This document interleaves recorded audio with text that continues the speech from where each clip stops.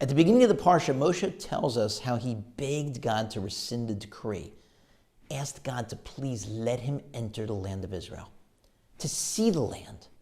The sages explained that Moshe was making two requests. Let me go into the land of Israel so that I can perform the mitzvahs, the commandments that can only be performed there.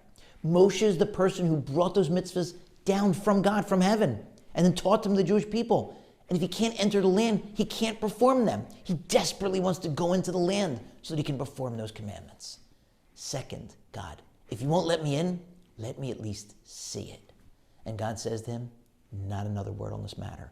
No, you can't go in, but you can see it. Go up on the mountain and look in all directions at the entire expanse of the land.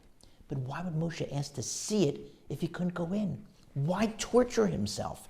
Imagine a kid asking a parent for a lollipop, and the parent says, I feel so bad, but you can't have it. Dinner's in 5 minutes, or you've had 3 already. And the kid, for some strange reason, says, well, can I at least see it? The parent should say no. Don't take out the lollipop and hold it in front of the kid and torture or tease the kid. So for whatever reason Moshe had, why would God say yes? And the answer is that Moshe understood, and God knew that when Moshe stood on that cliff and looked into Israel with that burning, yearning desire inside him, he was imprinting that desire inside, into the intestines of every Jew who'd come after him. That desire to go to Israel, to have that connection to the Holy Land, to the Promised Land. And we still have that connection. Airlines are canceling flights to Israel now. Israel is facing a horrifying existential threat. It's in the middle of a war, but El Al's still flying, and we're still going. El Al's adding new flights, and we're filling them up because we're going, because we have that connection.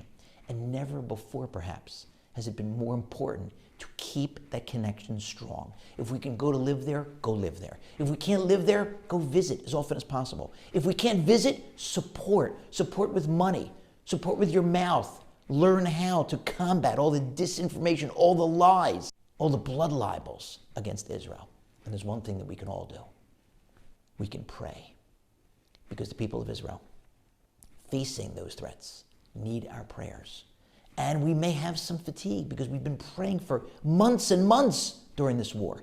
We cannot let up. They need us. We have to keep storming the gates of heaven with our prayers, keeping them in mind, keeping that connection alive.